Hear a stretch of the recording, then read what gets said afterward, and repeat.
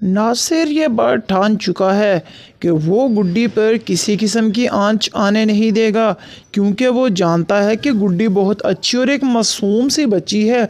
मेरी बहन ना जाने क्यों उसके पीछे पड़ी हुई है। इस पे वो अपने दोस्त को कहता है कि यार तू सारी बात का मामला उसकी खाला की तरफ ले जा, गुड्डी की तरफ कोई भी आंच नहीं आनी चाहिए। ये मैं तुझे पहले ही बता देता हूँ कि गुड्डी पे किसी किस्म का इल्ज़ाम नहीं आना चाहिए। मैं चाहता हूँ कि वो सुकून से अपनी ज़िंदगी यहाँ पर गुजारे। तो इस पे वो कहता है हाँ ठीक है, तू जैसे कहेगा वैसे ही होगा, लेकिन मुझको कुछ यहाँ पर आराम करने दे, फिर देखते हैं क्या करना है। वो कहता है अब कुछ दिन की बात छोड़, वो बच्ची बहुत परेशान है। अहमद ने उसका जीना हराम करके रखा हुआ है। इस अहमद को तो सबक सिखाना ही पड़ेगा। गुड्डी के लिए मैं बहुत ज़्यादा परेशान हूँ। तो खैर वो कहता है चल ठीक है, मैं अभी कुछ करता हूँ। तो वो जूँ ही जाता है नीचे, तो वहीं पे वो जूँ ही स्वीटी को पकड़ता है हाथ पे, वहीं पे स्वीटी को मुस्कुराता हुआ देखता है और स्वीटी की आंखें चमकती हुई देखकर वो बहुत ज़्यादा घबरा जाता है। एकदम से उसके हाथ कांपने लग जाते हैं और वो यहाँ पर समझ चुका है कि अहमद गलत नहीं है, ना ही उसकी माँ गलत है। वाकई ही इस गुड़िया में कुछ न कुछ बात ज़रूर है और वहाँ पे वो किसी तरह मामला तो हैंडल कर लेगा। लेकिन वो अलग से अपने कमरे में आकर दोबारा से नासिर को कहता है यार तेरी आपा बिल्कुल ठीक कहती थी, उसने कोई भी गलत बात नहीं की। इस गुड़िया में वाकई ही जादुई शक्तियाँ हैं, ये कुछ भी कर सकती है। और वो कहता है क्या यार तू बकवास कर रहा है, तू भी इन सब की बातों में आ गया है। तो इस पे कहता है मैं कोई बकवास नहीं कर रहा, मैंने बहुत सारा कुछ देखा है और मैंने ये बात तुझे बताने जा रहा हूँ, इसको इग्नोर मत करना। तो वो कहता है जिस दिन मैं इस घर में एंटर हुआ था तब मैंने इस गुड़िया को दरवाज़े के बाहर देखा था, तो एकदम से वो मेरी नज़र से गायब हो चुकी थी। और आज फिर मैंने जब उस गुड़िया को अपने हाथ में पकड़ा है तो उस गुड़िया की आंखें चमक रही थी, यहाँ तक कि वो मुस्कुराती हुई नज़र आई मुझे यार बहुत डर लग रहा है। अब ये मामला मेरे सर से तो ऊपर हो चुका है, मैं इस मामले में मज़ीद नहीं पढ़ना चाहता, मुझे किसी तरह से यहाँ से चलता कर। मैं तो कोई पीर बाबा नहीं हूँ, मुझे तो फजूल इन चक्रों में डाल रहा है। ये ना हो ये मामला मेरे ऊपर ही पड़ जाए और ये गुड़िया मेरी जान ले ले। तो इस पर नासिर उसको कहता है ये बच्चों वाली बातें बंद कर और कोई ना कोई नई ड्रामेबाजी कर, कोई नया जुगाड़ लगा और इस मामले से निकल, बस गुड्डी को बचा। और वो कहता है ये गुड्डी भी ख़तरनाक है। जी हाँ, तो यहाँ पर उसका दोस्त जो कि बाबा जी बनकर आया हुआ है वो खौफज़दा हो चुका है, क्योंकि उसने अपनी आंखों से वो सारा कुछ देख लिया है जिससे वो परेशान होकर रह चुका है। लेकिन यहाँ पे स्वीटी सबको परेशान करेगी, क्योंकि जिसने गुड्डी को तंग किया है स्वीटी के चक्कर से कोई भी नहीं बच सकता। स्वीटी उसका वो हश्र करती है कि वो सारी ज़िंदगी याद रखता है। लेकिन अब अहमद ने जो गलती की है, जो नादानगी की है उसने, अब उसका खामियाजा उसको भुगतना पड़ेगा। यानी कि अहमद ने स्वीटी को घर से बाहर फेंक कर बहुत बड़ी गलती कर दी है। अब स्वीटी का गुस्सा बहुत ज़्यादा हो चुका है, वो नहीं होने वाली अहमद को। दूसरी तरफ बात करते हैं जहांगीर की, जो कि अपनी दोस्त के कहने पे आके अपनी बीवी इशरत को कहता है कि मैं यही सोच रहा हूँ कि हम गुड्डी को फिर से किसी तरह से वापस ले आएँ। यानी कि वो उसकी जायदाद को अपने अंडर करना चाहता है। वो चाहता है कि गुड्डी उसकी मदद कर सकती है और वो ऐसा करेगी और वो कभी भी इस चीज़ से मना नहीं करेगी।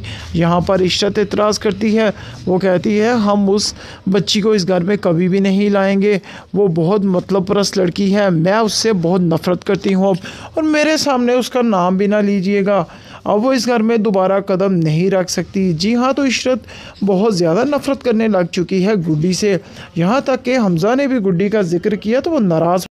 नासिर ये बात ठान चुका है कि वो गुड्डी पर किसी किस्म की आंच आने नहीं देगा, क्योंकि वो जानता है कि गुड्डी बहुत अच्छी और एक मासूम सी बच्ची है। मेरी बहन ना जाने क्यों उसके पीछे पड़ी हुई है। इस पे वो अपने दोस्त को कहता है कि यार तू सारी बात का मामला उसकी खाला की तरफ ले जा, गुड्डी की तरफ कोई भी आंच नहीं आनी चाहिए। ये मैं तुझे पहले ही बता देता हूँ कि गुड्डी पे किसी किस्म का इल्ज़ाम नहीं आना चाहिए। मैं चाहता हूँ कि वो सुकून से अपनी ज़िंदगी यहाँ पर गुजारे।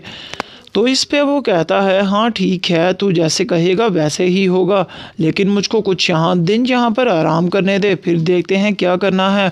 वो कहता है अब कुछ दिन की बात छोड़, वो बच्ची बहुत परेशान है, अहमद ने उसका जीना हराम करके रखा हुआ है, इस अहमद को तो सबक सिखाना ही पड़ेगा, गुड्डी के लिए मैं बहुत ज़्यादा परेशान हूँ। तो खैर वो कहता है चल ठीक है, मैं अभी कुछ करता हूँ।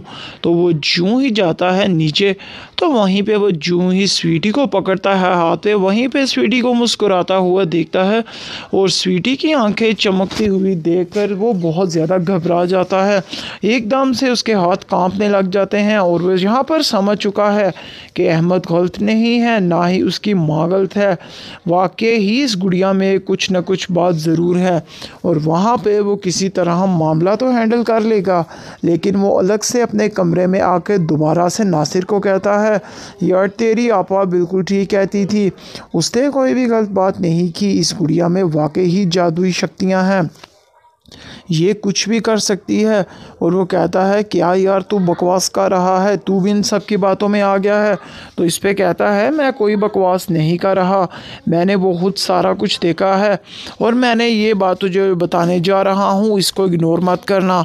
तो वो कहता है जिस दिन मैं इस घर में एंटर हुआ था तब मैंने इस गुड़िया को दरवाज़े के बाहर देखा था, तो एकदम से वो मेरी नज़र से गायब हो चुकी थी और आज फिर मैंने जब उस गुड़िया को अपने हाथ में पकड़ा है तो उस गुड़िया की आंखें चमक रही थी, यहाँ तक कि वो मुस्कुराती हुई नज़र आई मुझे यार बहुत डर लग रहा है, अब ये मामला मेरे सर से तो ऊपर हो चुका है, मैं इस मामले में मज़ीद नहीं पढ़ना चाहता, मुझे किसी तरह से यहाँ से चलता कर, मैं तो कोई पीर बाबा नहीं हूँ, मुझे तो फजूल इन चक्रों में डाल रहा है, ये ना हो ये मामला मेरे ऊपर ही पड़ जाए और ये गुड़िया मेरी जान ले ले।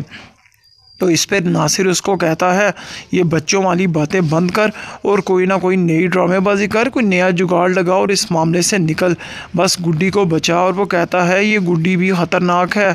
जी हाँ, तो यहाँ पर उसका दोस्त जो कि बाबा जी बनकर आया हुआ है वो खौफज़दा हो चुका है क्योंकि उसने अपनी आंखों से वो सारा कुछ देख लिया है जिससे वो परेशान होकर रह चुका है। लेकिन यहाँ पे स्वीटी सबको परेशान करेगी क्योंकि जिसने गुड्डी को तंग किया है स्वीटी के चक्कर से कोई भी नहीं बच सकता। स्वीटी उसका वो हश्र करती है कि वो सारी ज़िंदगी याद रखता है। लेकिन अब अहमद ने जो गलती की है, जो नादानगी की है उसने, अब उसका खामियाजा उसको भुगतना पड़ेगा। यानी कि अहमद ने स्वीटी को घर से बाहर फेंक कर बहुत बड़ी गलती कर दी है। अब स्वीटी का गुस्सा बहुत ज़्यादा हो चुका है, वो नहीं होने वाली अहमद को। दूसरी तरफ बात करते हैं जहांगीर की, जो कि अपनी दोस्त के कहने पे आके अपनी बीवी इशरत को कहता है कि मैं यही सोच रहा हूँ कि हम गुड्डी को फिर से किसी तरह से वापस ले आएँ।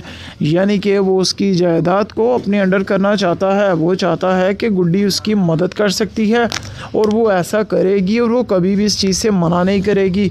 यहाँ पर इशरत एतराज़ करती है, वो कहती है हम उस बच्ची को इस घर में कभी भी नहीं लाएंगे, वो बहुत मतलब परस्त लड़की है, मैं उससे बहुत नफ़रत करती हूँ अब, और मेरे सामने उसका नाम भी ना लीजिएगा, अब वो इस घर में दोबारा कदम नहीं रख सकती। जी हाँ, तो इशरत बहुत ज़्यादा नफ़रत करने लग चुकी है गुड्डी से, यहाँ तक कि हमज़ा ने भी गुड्डी का जिक्र किया तो वो नाराज़